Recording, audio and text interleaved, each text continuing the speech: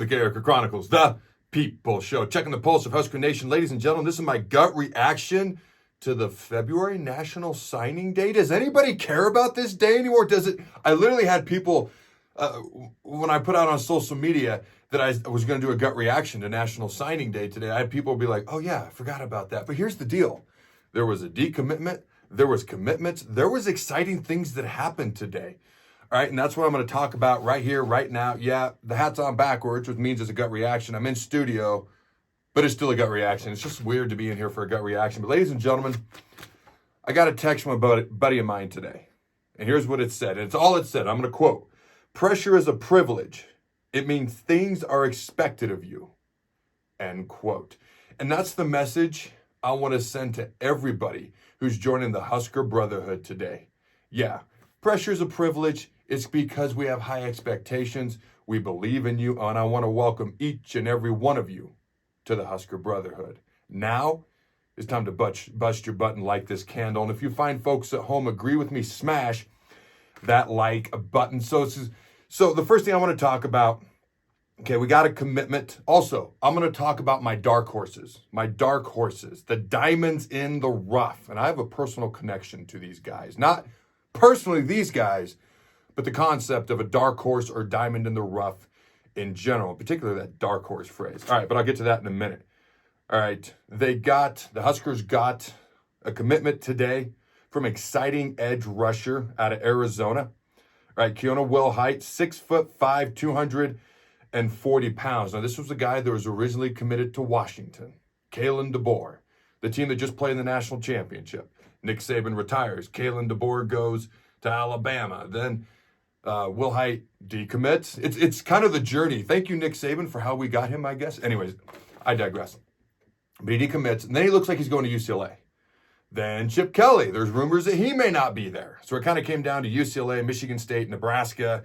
Folks had him trending towards the Big Red recently, and he committed today.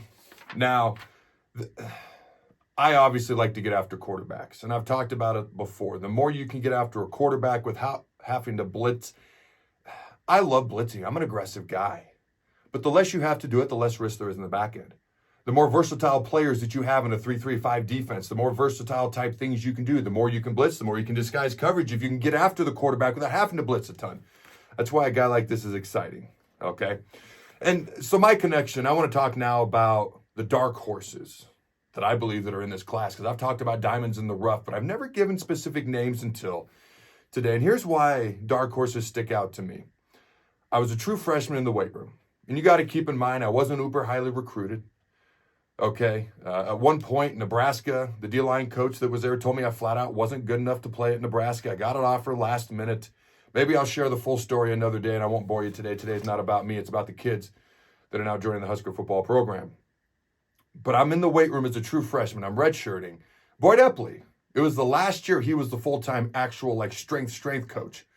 Okay, and he walked up to me and he goes, "You're our dark horse." And I didn't know what a dark horse meant. I thought he was insulting me. I was like, what does that mean? He goes, "You're the guy that this strength staff thinks is going to surprise a lot of people."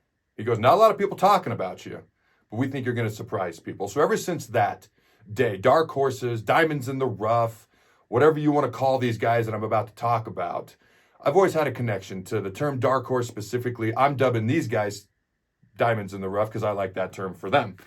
So here are my 3 diamonds in the rough. Dark horses. Number 1, cornerback Larry Tarver Jr. This is a guy who had 11 interceptions his last 2 years of high school. Now, he was part of a loaded defensive backfield in high school as well. 3 other college football players in that defensive backfield, all right, on his high school team. Now, this is a guy that is the prototypical guy that Matt Rule looks for. He wants big guys. He wants fast guys. He wants guys who are overlooked, guys who maybe don't get mentioned as much. Now, he was committed to Maryland for well over a year. Okay, but this is a track star who plays football. Not everybody who plays track can play football. You got to be able to do football movements. Okay, COD, change of direction, stop, plant, cut, want to hit, want to be hit, want to be tough. This is a track star who plays football. A little bit under the radar. Think of Jalen Lloyd. Fast guy. Not a lot of people talked about him. Made a pretty big impact last year as a true freshman at wide receiver. All right. So this is a guy who won the 100-meter dash in high school, state champ. Almost won it in the 200, got second, okay? But he won 2 more state championships as part of a 4x100 and 4x400 state championship relay team.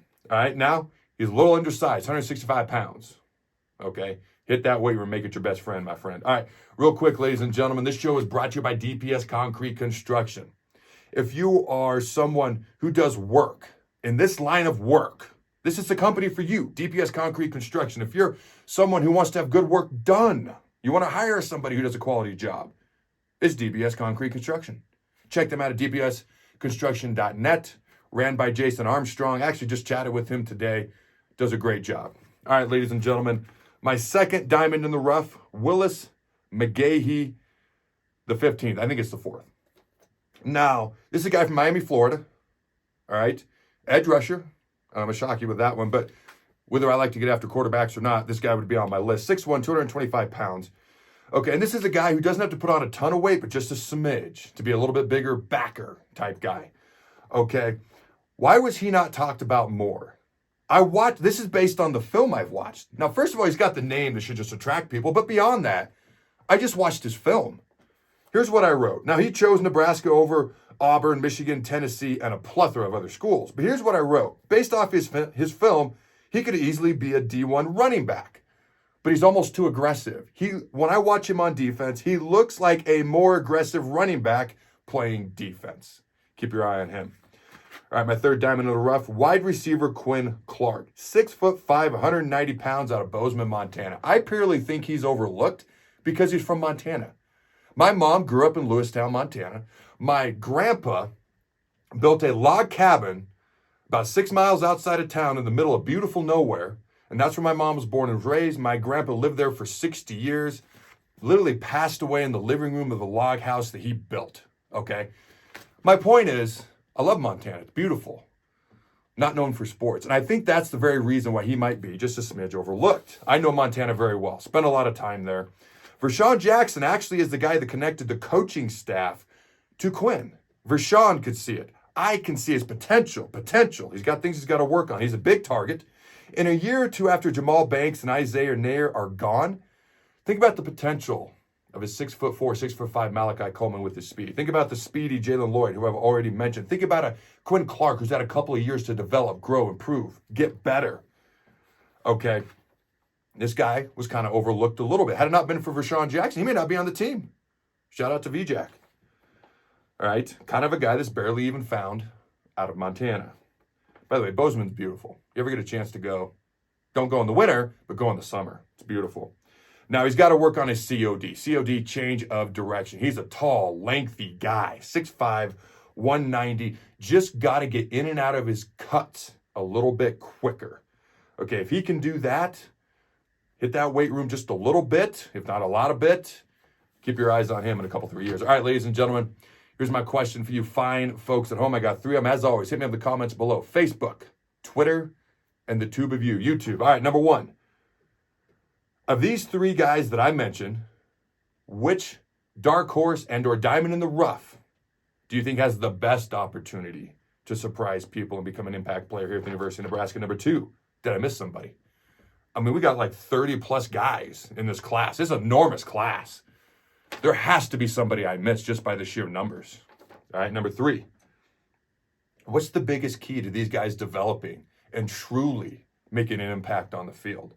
My answer, Corey Campbell, the strength and conditioning coach. You look at Michigan. Jim Harbaugh, San Diego Chargers head coach, took some of the coaches from Michigan. The first guy he took with him, the first guy was their strength and conditioning coach, who he called the backbone of that program. You want to know why they were so physical? It starts in the weight room. He was paid $1 million a year at Michigan. Okay, that's not the topic when it comes to Corey Campbell. My point is, when it comes to physicality and mentality and mental toughness, being physical on the field, it starts in the weight room. And it starts with my friend Corey Campbell. All right, winter conditioning is going on right now, ladies and gentlemen. Until next time, Husker Nation, be sure to check out CarrikerChronicles.com. It's where all your football hopes and dreams will come true. Go Big Red, and always remember to throw the bug.